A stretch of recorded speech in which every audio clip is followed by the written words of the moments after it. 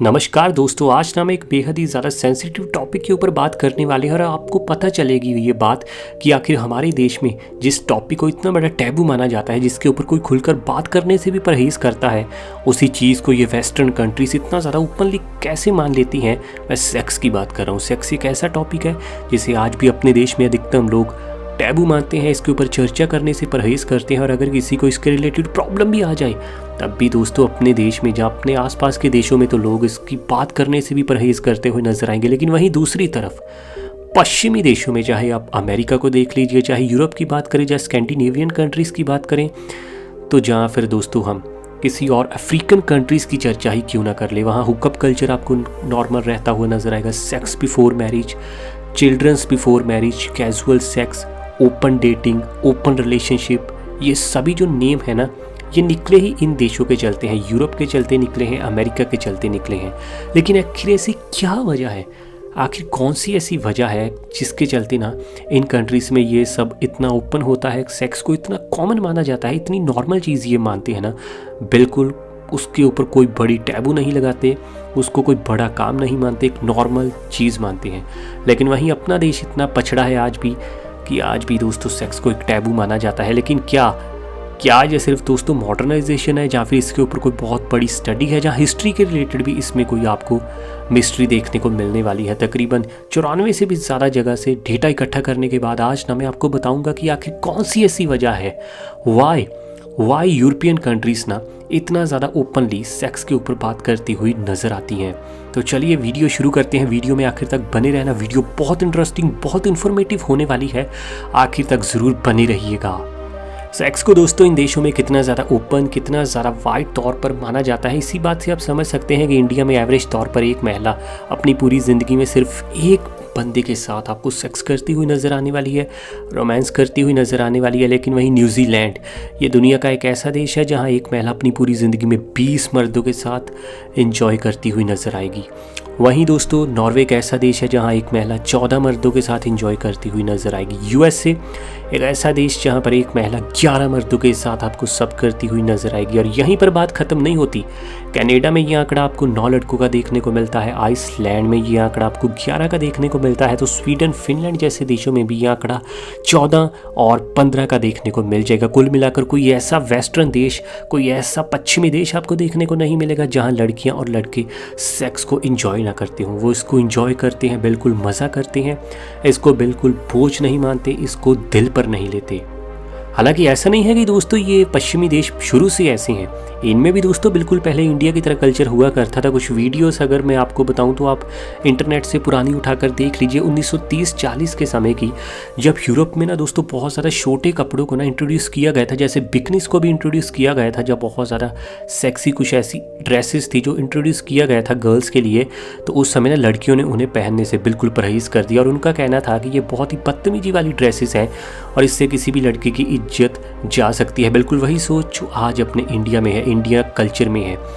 लेकिन बाद में दोस्तों 1960-70 के दशक में ना एक ऐसा समय आया, एक हम कह सकते हैं सेक्स की क्रांति है, और सही वर्ड है बिल्कुल, ये बिल्कुल आप गलत भी मत मानना, क्योंकि यूरोप में ना दोस्तों इसे सेक्स रेवोल्यूशन के तौर पर ही जाना जाता है। 1960 से 1970 के दशक को, जब वर्ल्ड वॉर 2 ख़त्म हो चुका था, पूरी दुनिया दोबारा से दोस्तों उठने की कोशिश कर रही थी, वही एक समय आया था जब यूरोप से लेकर यूएसए तक हर जगह आपको सेक्स रेवोल्यूशन, सेक्स क्रांति देखने को मिल रही थी। 1940 से 50 के दशक में ही दोस्तों स्वीडन, फिनलैंड और नॉर्वे के स्कूलों में ना बच्चों को सिखाया जाता था कि ये बिल्कुल इंजॉय की चीज़ है, आप इसको कभी भी किसी के साथ भी कर सकते हैं जब आपकी उम्र 16 या 18 साल के पार हो जाए, आपको कंसेंट देना है। उन्हें दोस्तों कॉन्ट्रासेप्टिव के बारे में बताया जाता था, उन्हें कॉन्डम्स के बारे में पूरा बताया जाता था, उन्हें बताया जाता था ये इंजॉय की चीज़ है, ऐसा नहीं है कि इसे आपको तभी करना है जब आपको बच्चे पैदा करने हैं, ये बिल्कुल इंजॉय करना है, जो आपको पसंद है उसके साथ करना है, और अगर कोई इंसान आपको पसंद नहीं है तो उसे आप सीधा स्ट्रेट फॉरवर्ड नो भी बोल सकते हैं।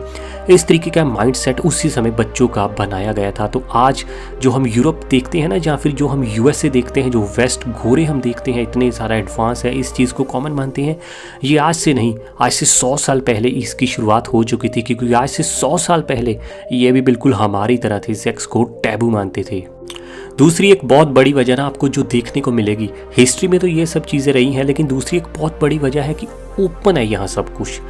जैसे यूरोप आज के दिन दुनिया की सबसे बड़ी सेक्स की आपको मंडी देखने को मिलेगी। एम्स्टर्डम में सबसे ज़्यादा हाई लेवल के रेड लाइट एरियाज मौजूद है और पूरी दुनिया में सबसे जो आसान देश है ना, जहाँ पर आप फ़ोन में जाकर बड़ी ही आसानी से आप एस्कॉर्ट को बुक कर सकते हैं, वो नॉर्वे और आइसलैंड जैसे आपको देश देखने को मिलेंगे। इन देशों में दोस्तों सेक्स को ऑर्डर करना, लड़की को ऑर्डर करना ना बिल्कुल ऐसा है जैसे इंडिया में आप ज़ोमैटो से फूड ऑर्डर करते हैं। लड़की आप ऑर्डर करेंगे, मुझे पता है ये सब इंडिया में भी होता है, लेकिन बहुत सारी रिस्ट्रिक्शंस होती हैं, पकड़े जाने का डर उस लेवल से नहीं होता है, उतनी स्मूथनेस नहीं है दोस्तों अपने देशों में जितनी इन देशों में है। नॉर्वे आइसलैंड जैसे देशों में दोस्तों आपका अगर ऑर्डर करोगे ना लड़की, 30 मिनट्स में, ज़्यादा से ज़्यादा 30 मिनट में वो आपके घर पर होगी या फिर आपके होटल में होने वाली है। इतना ज़्यादा कमाल का प्रोसेस होता है यहाँ पर दोस्तों, ये बहुत कॉमन चीज़ है। गवर्नमेंट बहुत ज़्यादा इन चीज़ों को सपोर्ट करती है। लोगों के अंदर ना बिल्कुल अब ये बात पूरी तरह से आ चुकी है कि ये इंजॉय की चीज़ है, इसे कुछ गलत नहीं मानना है। यहाँ पर तो लड़कियाँ दोस्तों सेक्स सर्विस देकर, एस्कॉर्ट सर्विस देकर आपको 4 से 6 लाख रुपए मंथली कमाती हुई नज़र आती है और गवर्नमेंट भी उससे टैक्स लेती है तकरीबन मंथली 2 लाख रुपए। गवर्नमेंट चलती है इसके ऊपर बिजनेस चलते हैं। इकॉनमी आज के दिन ना यूरोप की आपको बहुत बड़े लेवल पर इसी इंडस्ट्री पर, वेश्यावृत्ति की इंडस्ट्री पर टिकती हुई नज़र आएगी। ऐसा नहीं है कि दोस्तों ये लोग ना इसे इंजॉय नहीं करते, बहुत इंजॉय करते हैं। पूरी दुनिया में सबसे ज़्यादा यही लोग इसे इंजॉय करते हैं। रिपोर्ट आई थी, ये थोड़ी पुरानी रिपोर्ट ज़रूर है, सर्वे थोड़ा पुराना है, तकरीबन 2018 के साल का है। यहाँ पर ना दोस्तों यूरोप के ही आपको वो देश देखने को मिलेंगे जहाँ के कपल्स या फिर यहाँ के लवर्स ना आपको साल में एवरेज तौर पर सबसे ज़्यादा बार सेक्स करते हुए, रोमांस करते हुए नजर आएंगे। और इन देशों में भी आपको टॉप पर ग्रीस, आइसलैंड, नॉर्वे और दोस्तों इटली जैसे देश देखने को मिलेंगे जहां पर कपल्स एवरेज तौर पर ही 172 से 194 बार सेक्स करते हुए नजर आएंगे। लेकिन पूरी दुनिया का अगर ये आपको आंकड़ा बताऊं ना तो सिर्फ 94 से 118 का है। बहुत ज़्यादा बड़ा फ़र्क है। मेरे हिसाब से तो ये डबल का ही फ़र्क पड़ता है। बाकी देशों में आज भी दोस्तों लोग एंजॉय नहीं करते, यहाँ के लोग आपको एंजॉय करते हुए नजर आएंगे। लेस स्ट्रेस में रहते हैं, उनका माइंड ज़्यादा शार्प रहता है, ये लाइफ में ज़्यादा प्रोग्रेस कर पाते हैं क्योंकि ये नेचुरल चीज़ है। Sex is very natural thing. अगर आप इसे दबाएंगे, इसका दमन करेंगे तो कभी लाइफ में ना वो सक्सेस आप हासिल कर ही नहीं पाओगे। इसके अलावा एक बहुत बड़ा कारण है दोस्तों, वो है वेस्टर्न कल्चर। वेस्टर्न कल्चर से बात फिर वही आती है क्योंकि पहले समय से दोस्तों इन्हें पढ़ाई में वो सिखाया गया है कि ये बेहद कॉमन चीज़ है, इनकी हिस्ट्री में ये बताया गया है और दोस्तों गवर्नमेंट ने भी इस चीज़ को पूरा सपोर्ट किया है। दरअसल यूरोप ही दोस्तों दुनिया का वो पहली जगह थी जहाँ पर ना मूवीज़ के अंदर बिल्कुल न्यूड सीन्स चालू किए गए थे। लोगों को बिल्कुल ओपन बताया गया था। लोगों को बताया गया था कि अगर आप किसी की बॉडी को देखना चाहते हैं तो ये कोई गलत बात नहीं है, ये बिल्कुल नॉर्मल बात है। किसी को आप न्यूड देखें, उसकी बॉडी को टच करें, उसके साथ एंजॉय करें, ये आपका अधिकार है। एज ए ह्यूमन ये सभी के राइट्स हैं।